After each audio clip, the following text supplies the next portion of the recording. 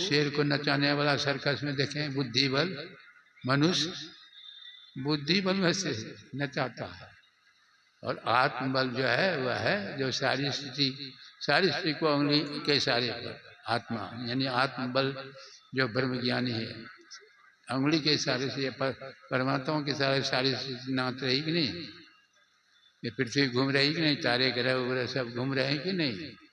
अरे बुद्धि नहीं करती, घुमाने वाला कोई है? आप जा रहे हैं इधर उधर घूम रहे हैं, किस आधार पर?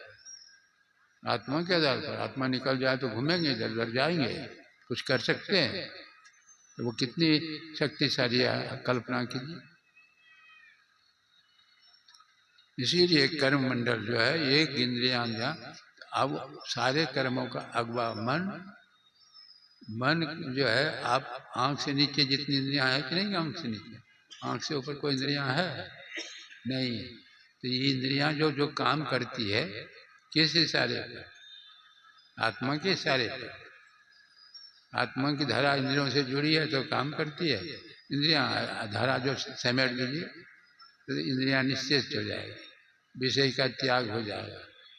दुर्लभो विषय त्यागो दुर्लभो तत्व दर्शनम, दुर्लभा सहजावस्था सदगुरु करना। विषय का त्याग हुआ तो तत्व का दर्शन हो गया। सारे कर्म जो है ना, अच्छे बुरे जितने कर्म थे, कर्म धर्म को जला खा कर देंगे तुमको अवतार। भगवान कृष्ण ने गीता में क्या कहा अर्जुन से? सर्वधर्मान परित्यज्य माम एकम शरणं व्रज अहम त्वं सर्वपापेभ्यो मोक्षयिष्यामि मा शुचः। हे अर्जुन, तुम सारे धर्मों को छोड़ करके मेरे शरण में आ जाओ, मैं तुमको सारे पापों से मुक्त करके पवित्र कर दूंगा। अब देखिए कैसी बात, अब जब बुद्धि इस्तेमाल कीजिए। भगवान राम और लक्ष्मण अच्छी अर्जुन साथे रहे, अब भगवान कहते तू मेरे शरण में आ जा। इसका मतलब क्या हुआ? अर्जुन शरण में नहीं है। हम आप चाहते हैं मंदिरों में भगवान की मूर्ति का दर्शन करते हैं, भगवान राम की मूर्ति, भगवान मूर्ति नहीं है कि भगवान है। मूर्ति में जो है वह, अब मूर्ति जो बन के तैयार हो जाती है तो उसको पूजने लगते हैं लोग। नहीं, प्राण प्रतिष्ठा की जाती है।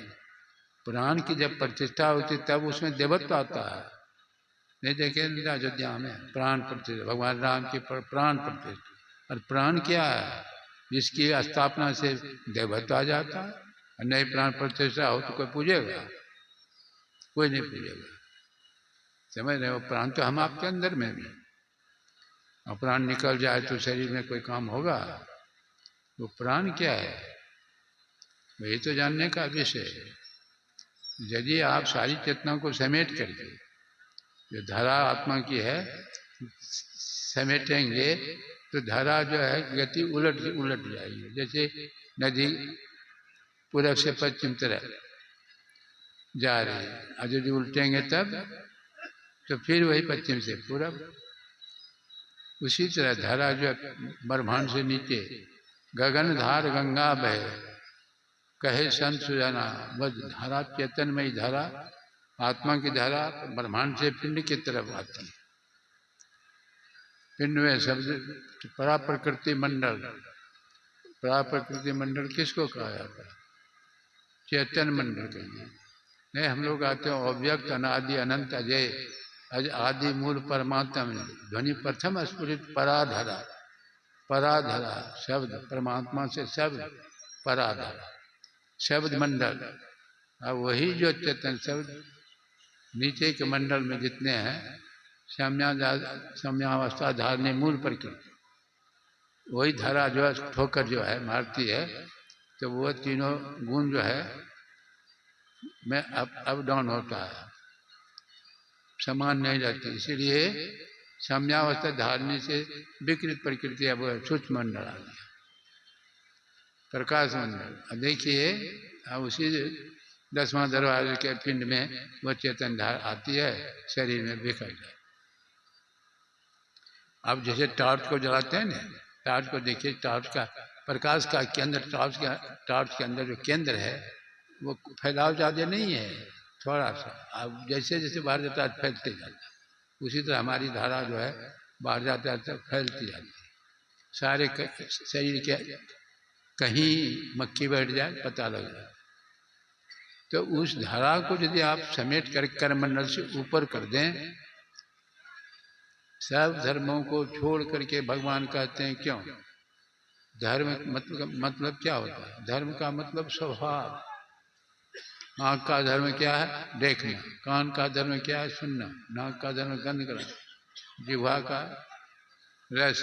देखिए हर इंद्रियों का अलग अलग धर्म।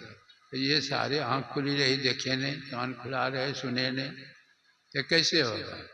तो ये बिंदु ध्यान की क्रिया जो बताई गई है, दृष्टि को स्थिर करेंगे, मन अस्थिर हो जाता है। मन जब अस्थिर होता है तो बाहर से अंदर मन उल्टे तो सूरत का उलट करके परमात्मा की तरफ, पिंड से ब्रह्मांड की तरफ। जैसे अभी संसार की तरफ है ना, संसार की तरफ संसार का ज्ञान कैसे होता है? प्रकाश और शब्द से। प्रकाश शब्द नहीं तो कोई ज्ञान होगा? कोई ज्ञान नहीं होगा, कुछ भी नहीं कर सकते। संसार की तरफ प्रकाश शब्द ज्ञान, उधर जाते हैं उधर का प्रकाश शब्द ब्रह्म प्रकाश, ब्रह्म शब्द उधर का। तो आप चेतना को जैसे समेटेंगे वो बिंदु ध्यान तो प्रारंभिक क्रिया नहीं है। पहले कुछ करते हैं जाप करो, उसके पीछे भी अच्छी है जाप करो अस्तुर। क्यों जाप करेंगे? अरे संसार नाम रूपात्मक जगत है, कितने नाम है कितने रूप हैं, उसी पर मन दौड़ता रहता है, चंचल है मन, दौड़ते रहता। तो एक नाम पर रखो नहीं मन को, एक नाम पर मानस जाप करता है। जाप के बहुत प्रकार है, कोई बोल बोल के करता है, कोई अपने सुनता है, दूसरा सुनता है, ये बातचीत जाप। दूसरा उपांशु जाप है, जो अपने सुनता है दूसरा नहीं सुनता, वोट पटर पटर कर रहा है। फिर जो है मानस जाप है, श्वास से भी जाप करते हैं लोग, लेकिन मानस जाप सब जापों में श्रेष्ठ है। मन से मंत्र के पुनरावृत्ति। तो आप एक रूप पर आ गए, एक रूप, सब रूप छूट गया कि नहीं? और रूप कैसे बनता है? रूप बनने का आधार है प्रकाश और शब्द। देखिए एक तो छोटा सा मैं उदाहरण लेके बंद करूंगा। जैसे कोई चित्र बनाते हैं, कागज पर जैसे ही कलम रखते हैं, लाल इंक तो लाल चिन्ह होता है, काला इंक तो काला चिन्ह। अब लकीर खींचते हैं, लकीर खींचते खींचते कोई चित्र बना देते हैं, जानवर का मनुष्य का चित्र बन, तो वह चिन्ह नहीं हो तो लकीर बने, लकीर नहीं बने तो चित्र बने नहीं। उसी तरह चिन्ह जो बनता है कंपन होता है, वाइब्रेशन होता है। कलम रखते हैं तो कंपन होता है, कंपन नहीं हो तो चिन्ह बने नहीं बने। अब लकीर खींचते हैं तो उसमें शब्द का प्रवेश हो रहा है कि नहीं, कंपन हो रहा है कि नहीं? तो वह केंद्र में जाएंगे तब नहीं सब सुनेंगे। इसीलिए सारी सृष्टि शब्द के पीछे, नानक शब्द घटे घटात, यह सारा संसार शब्द में है, शब्द में है। आप जो अमेरिका बात करते हैं, जापान कहाँ बात करते हैं, एक सेकंड में आप कैसे बात करते? वो ध्वनि तरंग है, समझ रहे हैं? वह ध्वनि तरंग है, तो वह शब्द हमारे अंदर में भी है। तो उस केंद्र में जाएंगे, जैसे रेडियो में है, बम्बई दिल्ली रहता पॉइंट निर्धारित नहीं देखते हैं, उस पॉइंट पर तार रखेंगे, बम्बई की आवाज़ सुनना तो सुनने लगेंगे, दिल्ली की आवाज़ को सुनने लगेंगे। और यदि नहीं ठीक से रहेगा तो अगल बगल का स्टेशन पकड़ लो। उसी तरह केंद्र में दृष्टि को स्थिर करेंगे तो वो केंद्रीय शब्द जो है, ब्रह्मांडी शब्द जो ऊपर से आता है, वही शब्द सूरत को खींचता है ऊपर। खींचेगा तो कहाँ ले जाएगा? खींचकर जहाँ से शब्द आ रहा है, सीधी बात है। कुत्ता को आप पुकारते हैं, बहुत दूर आपकी आवाज़ जाती है, कुत्ता उधर जाता है नहीं, आपके पास आता है। क्या उद्गम स्थान में वो गुण रहता है, सुनने वाले को उस गुण से गुणान्वित कर देता है। इसलिए उसी तरह वह शब्द जो है परमात्मा शब्द है, परमात्मा गुण लिए रहता है। जो सुनता है वो खींचते हुए, चुम्बक सत्य शब्द है भाई, वो सत्य शब्द जो है उसमें चुम के गुण रहता है, खींचते खींचते कहाँ से, जहाँ जा करके, जहाँ से शब्द की उत्पत्ति वह जाकर लय हो जाता। उसी तरह गंगा का जल जैसे सागर में लय हो जाता, तब फिर गंगा का जल में खोजिएगा तो नहीं मिलेगा, दोनों। उसी तरह गुरु महाराज ने नहीं कहा ये कहते थे गुरु महाराज की बायां और दायां दोनों हाथ है, प्रकाश और शब्द। बच्चा जो माँ के दोनों हाथ के बीच में चला जाता है, बच्चा निर्भय हो जाता है, गिरने का डर नहीं रहता। हो सकता है कि माँ के गोद से गिर जाए, लेकिन ज्योति और नाद के बीच में जो जीव चला जाता है, न पल बिछड़े पिया हमसे, न हम बिछड़े पिया से, अलगाव नहीं, जानत तुम्हें तुम्हें हो जाए।